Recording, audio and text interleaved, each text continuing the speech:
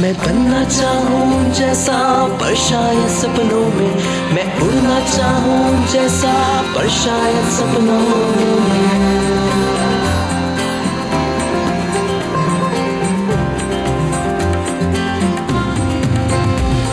सपनों की है उड़ान, कांटे बन गए फूल समान, रोक न पाए वो मुझको मुट्ठी में मेरी है आसमान।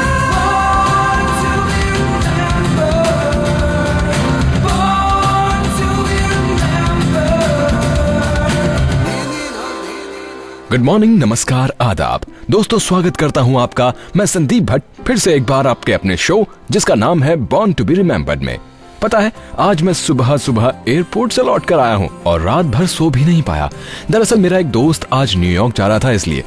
और सोचकर देखो, इंडिया से न्यूयॉर्क जाना कितना लंबा सफर होता है, नहीं? हमारे बॉलीवुड वालों ने तो न जाने कितनी फिल्में बना डाली है इस कॉन्सेप्ट पर। वैसे दोस्तों, हमेशा से तो हम ऐसे प्लेन में सफर नहीं करते थे ना, तो सवाल उठता है कि वो टर्निंग पॉइंट कौन सा था जिसके कारण आज हम पूरी दुनिया में कहीं भी जाने को तैयार हो जाते हैं। तो सुनिए, वो ऐतिहासिक दिन आज ही है। जी हाँ फ्रेंड्स, 1927 में मई 21 को the great Charles A Lindbergh ने पहली solo non stop trans Atlantic flight Long Island न्यूयॉर्क के रूजवेल्ट फील्ड से पेरिस तक के लिए 33 घंटे 30 मिनटों में पूरी की थी, अपने प्लेन रायन NYP में, जिसे वो स्पिरिट ऑफ सेंट लुइस कहते थे। दोस्तों, लिंडबर्ग ने 5,810 किलोमीटर का अपना ये सफर मई 20, 1927 को रूजवेल्ट फील्ड से शुरू किया।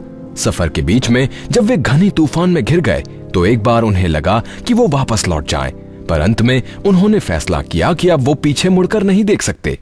कहते हैं, जब तकरीबन 500 लोग इस इवेंट को देखने पहुंचे तो उनके शब्दों में उन्होंने स्पिरिट ऑफ सेंट लुइस की टेक ऑफ करते वक्त एक चमत्कार देखा।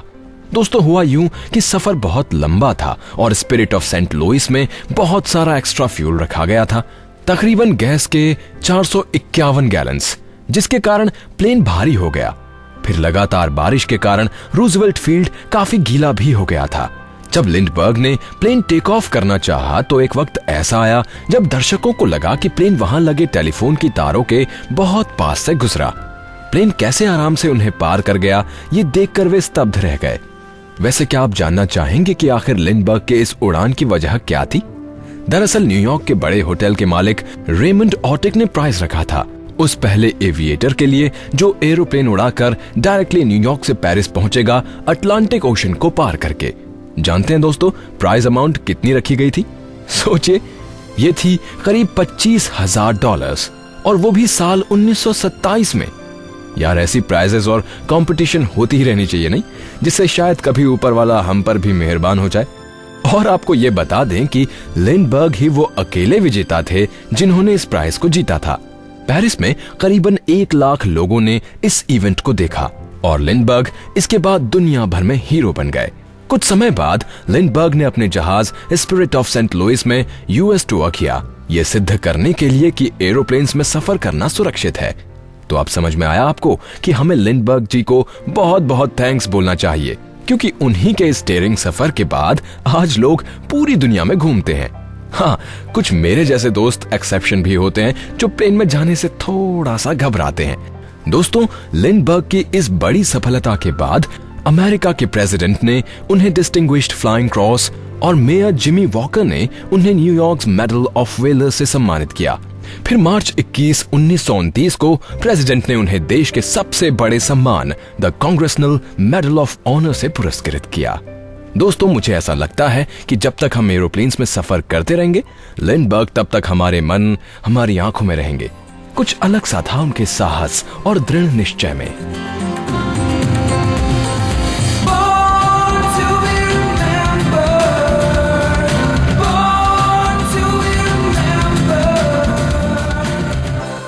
दोस्तों, हवा में तो हम बहुत उड़ लिए, आइए अब जमीन पर उतर आते हैं। अब जिस ग्रेट इंसान के बारे में मैं बात करने जा रहा हूँ वो एक कवि, लेखक और व्यंग्यकार रह चुके हैं और जिनकी कलम से कई कविताएं, कहानियां, फिल्म्स और टीवी सीरियल्स के डायलॉग्स निकले हैं। एक ऐसे कलम के जादूगर जिनकी कलम के जादू से ना ही बच्चे बच पाए और ना ही बड़े ही। आप अभी भी नहीं समझे कि मैं किसकी बात कर रहा हूँ? चलो एक और हिंट देता हूँ। वैसे मुझे इन माइंड्स गेम में ना बहुत मजा आता है, खासकर जब मैं सवाल पूछने की साइड में रहूं तब। वैसे इन्होंने दूरदर्शन के सबसे पॉपुलर सीरियल्स को लिखा है, जैसे ये जो है जिंदगी, सिंहासन बत्तीसी, वाह जनाब, दाने अनार के, ये दुनिया गजब की, और कौन भूल सकता है विक्रम बेताल को। यार ये तो मेरा पसंदीदा सीरियल था, तो क्यों ना एक बार फिर से विक्रम बेताल की उसी रहस्यमयी दुनिया में चले। मैं तुझे नहीं छोड़ूंगा, मैं तुझे नहीं छोड़ूंगा। विक्रम, भाग जा, मेरा पीछा छोड़ दे, मैं तेरे बस में आने वाला नहीं हूँ। तो नहीं मानेगा तू, मुझे उस दुष्ट योगी के पास ले जाकर ही रहेगा। धुन का पक्का, जो मन में विचार आ गया उसे पूरा करके रहेगा। मगर भूलना नहीं, एक शब्द भी बोला तो मैं छू मंतर उड़ के वापस अपनी जगह पे चला जाऊंगा। तो दोस्तों अब तक तो आप समझ ही गए होंगे कि मैं महान लेखक शरद जोशी जी की बात कर रहा हूँ। शरद जोशी जी का जन्म 21 मई 1931 यानी आज ही के दिन उज्जैन में हुआ था। क्षितिज, छोटी सी बात, सांच को आंच नहीं, गोधूली और उत्सव जैसी फिल्में लिखने वाले शरद जोशी ने 25 साल तक कविता के मंच से गद्य पाठ किया। शरद जोशी जी की रचनाओं में ज्यादातर व्यंग्य होता था, यानी कि सटायर। उनके इस व्यंग्य में हंसी, कड़वाहट और चुटीलापन दिखाई देता है, जिसने उन्हें लोकप्रिय बनाया। अब जब शरद जोशी की फिल्मों की बात चल ही रही है, तो क्यों ना फिल्म छोटी सी बात का ये सीन सुना जाए, जहां अशोक कुमार अमोल पालेकर को जिंदगी का सबक सिखा रहे हैं, वो भी बड़े ही निराले अंदाज में। जब से दुनिया बनी है, यह मानव समाज दो हिस्सों में बट गया है। मालूम है बंटवारा क्या है? जी हाँ, मर्द और औरत। हाँ, क्या तुमने मर्द और औरत? नहीं, मेरा इशारा किसी दूसरे बंटवारे से है, दूसरे संबंध से। The other dichotomy. यह बंटवारा जिंदगी में बहुत अहमियत रखता है। यह बंटवारा है जीतने वालों का और हारने वालों का, ऊपर वालों का और नीचे वालों का। अगर तुम ऊपर के दल में नहीं हो तो नीचे हो। जिंदगी की क्रिकेट में ड्रॉ नहीं होता, या तो जीत होती है या हार, और जीत उसी की होती है जो ऊपर है, और ऊपर वही है जो नीचे नहीं है। समझे? जी। खाक समझे? मैं खुद नहीं समझा मैंने क्या कहा, सच को समझे कि नहीं? दोस्तों, साल 1990 में भारत सरकार ने जोशी जी को पद्मश्री से सम्मानित किया। यही नहीं, उन्हें चकल्लस पुरस्कार, काका हाथरसी पुरस्कार और श्री महाभारत हिंदी साहित्य समिति इंदौर ने सारस्वत मार्तंड की उपाधि से भी सम्मानित किया है। पर दोस्तों, 5 सितंबर 1991 में मुंबई में जोशी जी का निधन हो गया। वे हमारे बीच नहीं रहे, पर उनकी रचनाएं, वो व्यंग भरी बातों में जीवन के खट्टे मीठे पल और उनका सेंस ऑफ ह्यूमर हमें हमेशा हंसाता और गुदगुदाता रहेगा। वो कहते थे, लिखना मेरे जीवन के जीने की तरकीब है।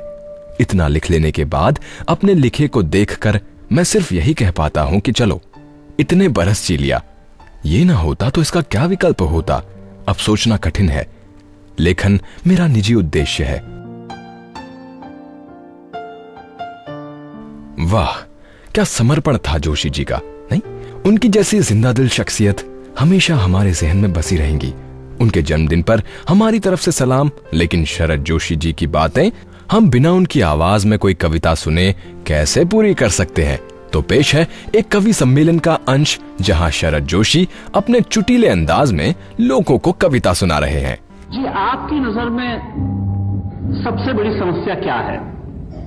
वो बोला, सबसे बड़ी समस्या तो एक बार जहां से चुनाव जीत गए वहां से फिर जीतना है।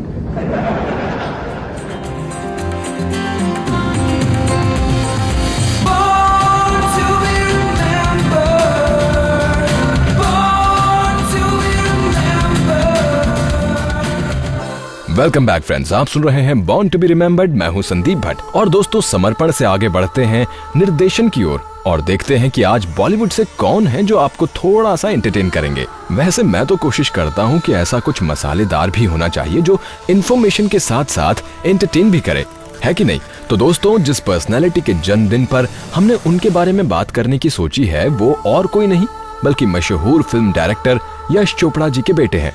मैं बात करने वाला हूं आदित्य चोपड़ा की।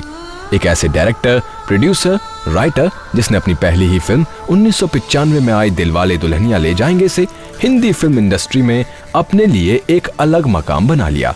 1995 से आज 2013 तक एक लंबा सफर गुजर चुका है और इस बीच उन्होंने कई और बेहतरीन फिल्में दी जो यादगार बन गईं।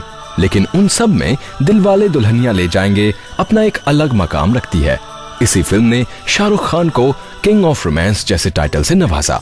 और दोस्तों, क्या आपको पता है कि महाराष्ट्र के मराठा मंदिर सिनेमा में आज भी ये फिल्म यानी दिलवाले दुल्हनिया ले जाएंगे बदस्तूर चालू है। तो आइए सुनते हैं इसी फिल्म से ये प्यारा सा गीत। तुझे देखा तो ये जाना सनम, प्यार होता है दीवाना सनम। तुझे देखा तो ये जाना सनम, प्यार होता है दीवाना सनम। अब यहाँ से कहाँ जाएं हम, तेरी बाहों में मर जाएं हम। तुझे देखा तो ये जाना सनम, प्यार होता है दीवाना सनम। अब यहाँ से कहाँ जाए हम, तेरी बाहों में मर जाए हम। तुझे देखा तो ये जाना सनम। दोस्तों, 21 मई 1971 को पैदा हुए आदित्य चोपड़ा हर लिहाज से फिल्मों के इर्द गिर्द ही बड़े हुए। उनके पिता यश चोपड़ा हिंदी फिल्मों के मशहूर डायरेक्टर थे और ये कहना गलत नहीं होगा कि यश चोपड़ा रोमांटिक फिल्में बनाने में हर लिहाज से बॉलीवुड के किसी भी डायरेक्टर से कहीं बेहतर थे। कभी कभी, सिलसिला, चांदनी और भी बहुत सारी बेहतरीन फिल्में बनाने वाले यश चोपड़ा को वैसे भी प्यार को एक अलग तरह से पर्दे पर लाने में महारत हासिल थी। एक ऐसे डायरेक्टर का बेटा होने के नाते आदित्य चोपड़ा को फिल्मों की बारीकियां बहुत हद तक अपने पिता की फिल्मों से मिली। आदित्य चोपड़ा ने वैसे फुल टाइम डायरेक्टर की कुर्सी संभालने से पहले कई फिल्मों में अपने पिता के असिस्टेंट की हैसियत से भी काम किया। 18 साल की उम्र से ही उन्होंने अपने स्वर्गीय पिता यश चोपड़ा की फिल्मों में एज एन असिस्टेंट काम करना शुरू कर दिया और इस दौरान उन्होंने डर, चांदनी और लम्हे जैसी फिल्मों में असिस्टेंट डायरेक्टर की भूमिका निभाई। और मुझे आपको बताने की जरूरत नहीं है कि डर और चांदनी कितनी बड़ी हिट फिल्म्स थीं। जादू तेरी नजर, खुशबू तेरा बदन, तू हाँ कर या ना कर, तू हाँ कर या ना कर, तू है मेरी किरण, तू है मेरी किरण। दोस्तों, अपने रेज्यूमे में आदित्य चोपड़ा अपने 5 साल का असिस्टेंट डायरेक्टर का एक्सपीरियंस लेकर अपनी पहली फिल्म की कमान संभालने निकल गए। उस वक्त वो यही कोई 23 साल के रहे होंगे। कहते हैं कि अपनी इस पहली फिल्म में यानी दिलवाले दुल्हनिया ले जाएंगे की कहानी उन्होंने 1990 से ही लिखनी शुरू कर दी थी और 5 साल तक वो उस फिल्म की स्क्रिप्ट को बेहतर से बेहतर बनाने में जुटे रहे और नतीजा आपके सामने है। आज भी दिलवाले दुल्हनिया ले जाएंगे उस वक्त की सबसे बड़ी हिट फिल्म्स में से एक है। क्या आपको याद है कि इस फिल्म में करण जौहर ने भी एक्टिंग की थी? आदित्य चोपड़ा ने उन्हें एज एन असिस्टेंट डायरेक्टर अपने साथ काम करने के लिए मनाया था। क्या आपको पता है कि दिलवाले दुल्हनिया ले जाएंगे को best popular film for providing wholesome entertainment के लिए नेशनल फिल्म अवार्ड से नवाजा गया था। ये तो कुछ खास बातें थीं उनकी डायरेक्टोरियल डेब्यू की, लेकिन डायरेक्टर बनने के बाद भी उन्होंने अपने पिता के साथ काम करना बंद नहीं किया। 1997 की फिल्म दिल तो पागल है की स्क्रिप्ट और डायलॉग खुद आदित्य चोपड़ा ने लिखे, जबकि फिल्म को यश चोपड़ा ने डायरेक्ट किया। ये फिल्म भी जबरदस्त हिट रही और शाहरुख खान, माधुरी दीक्षित, करिश्मा कपूर और अक्षय कुमार को लेकर बनाई गई ये फिल्म अपने म्यूजिक के लिए आज भी याद की जाती है। आइए सुनते हैं दिल तो पागल है फिल्म का ही ये प्यारा सा गीत। दिल तो पागल है, दिल दीवाना है, दिल तो पागल है, दिल दीवाना है।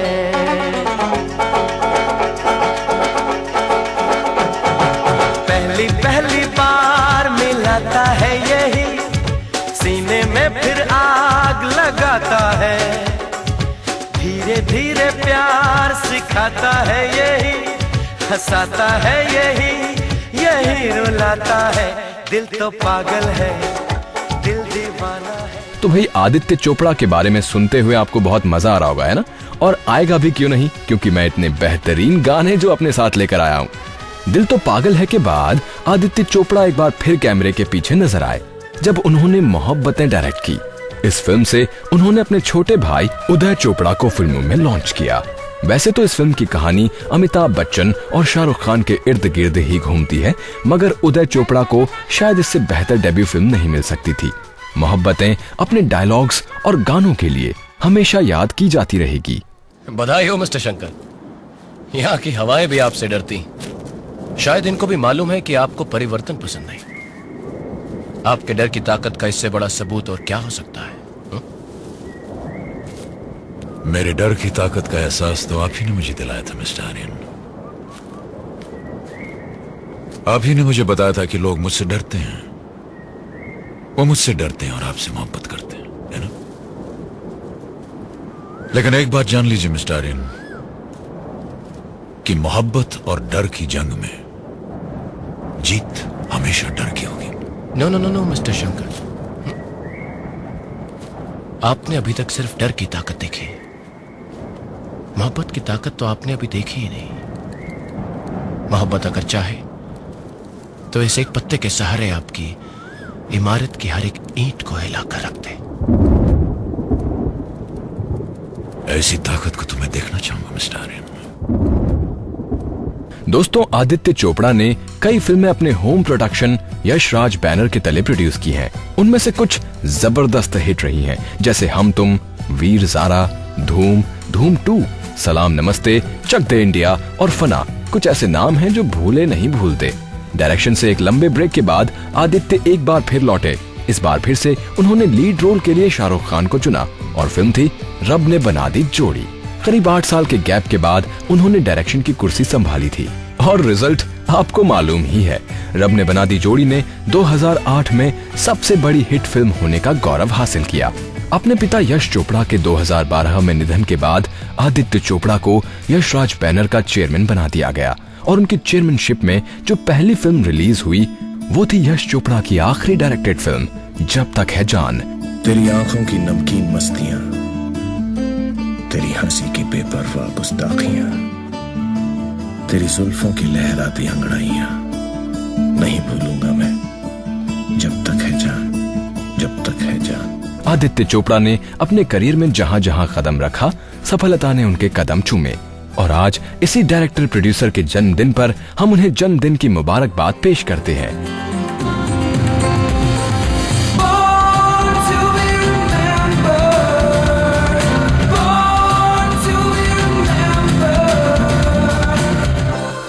दोस्तों, आपका फिर से एक बार स्वागत है कार्यक्रम बॉर्न टू बी रिमेम्बर्ड में। मैं हूं संदीप भट्ट।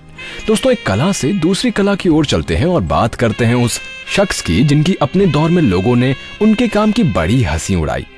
वो एक पेंटर थे और उनकी पेंटिंग के बारे में लोग कहते थे कि ये क्या बच्चों की ड्राइंग बनाई है, लेकिन आगे चलकर उन्हीं की पेंटिंग्स को लोगों ने बहुत सराहा, उनकी नजर और उनकी सोच की तारीफ की। दोस्तों, हम बात कर रहे हैं फ्रांस के मशहूर पेंटर हेनरी रूसो की। भाई, जिनका नाम बहुतों ने पहली बार सुना होगा, लेकिन हमारा मकसद यही है कि आपकी जीके को ज्यादा से ज्यादा स्ट्रॉन्ग किया जाए और वो भी एंटरटेनमेंट के साथ साथ। तो भाई, 21 मई 1844 को पैदा हुए हेनरी रूसो को कहा जाता है कि he was a self taught genius, और वो इसलिए कि उन्होंने कहीं से पेंटिंग की कोई शिक्षा नहीं ली थी और उसकी झलक उनकी पेंटिंग्स में कहीं ना कहीं दिख जाती थी, जिसकी वजह से शुरू से ही उन्हें और उनके काम को बच्चों की पेंटिंग जैसा कहकर अक्सर मजाक बनाया जाता था। वैसे अगर एक बात बताऊं मैं आपको, तो उनकी पेंटिंग्स को सीरियसली लिया गया उनकी 40 की उम्र के बाद, और जब वो 49 के हुए तो उन्होंने नौकरी को अलविदा कह दिया और पूरी तरह से पेंटिंग में लग गए। रूसो ने अक्सर कहा कि he had no teacher other than nature, मगर साथ ही साथ ये बात भी कही कि उनको फेलिक्स ऑगस्टे क्लेमेंट और जीन लियोन जेरोम से काफी मदद मिली, जिन्होंने उन्हें पेंटिंग्स के बारे में काफी सलाह दी। जो सबसे चौंकाने वाली बात है वो ये है कि कभी जंगल ना देखने वाले हेनरी रूसो ने अपनी एक पेंटिंग में जंगल को इस बखूबी से पेंट किया कि देखने वाले हैरत से देखते रह गए, और यहीं से उनकी शोहरत में 4 चांद लग गए।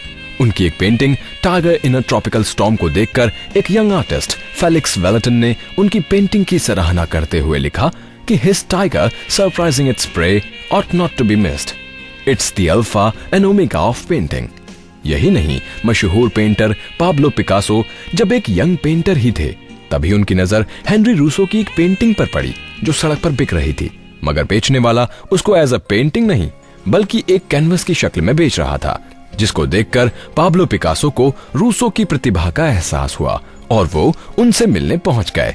अपनी कला से पिकासो जैसे आर्टिस्ट को प्रभावित करने वाले हेनरी रूसो आज भी पेंटिंग की दुनिया में एक अलग तरह के आर्टिस्ट की हैसियत रखते हैं। तो आइए हम सब इस कलाकार को उनकी जयंती पर सलाम करते हुए चलते हैं।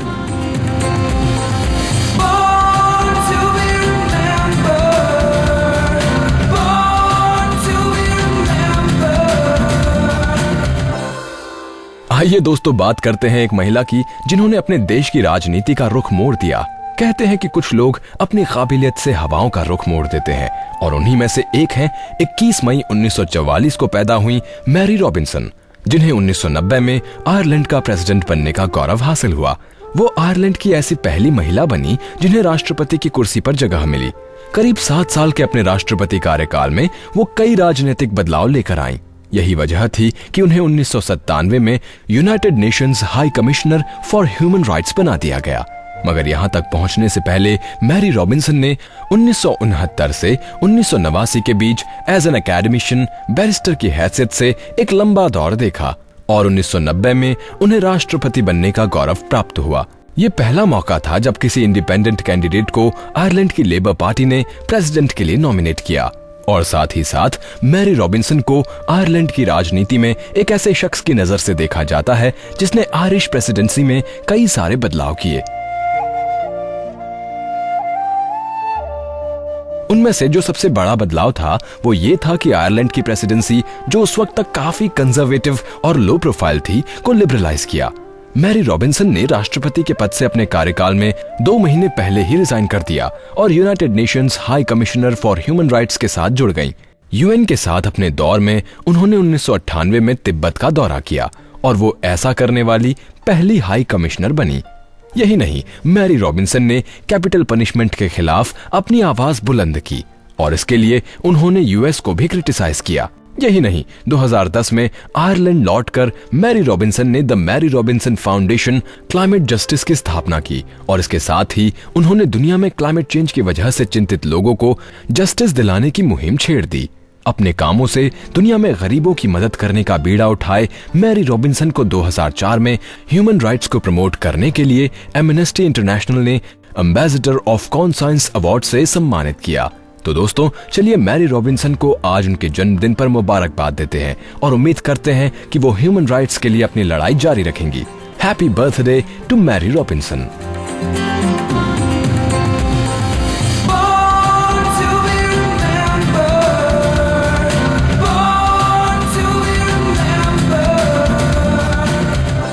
तो दोस्तों आपसे बातें करते करते और पर्सनैलिटीज के बारे में बताते बताते वक्त कब कट गया इसका पता नहीं चला। तो चलिए आज मैं चलता हूँ इस वादे के साथ कि कल फिर से आएगा आप ही का अपना फेवरेट शो जिसका नाम है बॉर्न टू बी रिमेम्बर्ड। तब तक अपना ख्याल रखिए। गुड बाय, नमस्कार। मैं बनना चाहूँ जैसा पर शायद सपनों में, मैं उड़ना चाहूँ जैसा पर शायद सपनों में।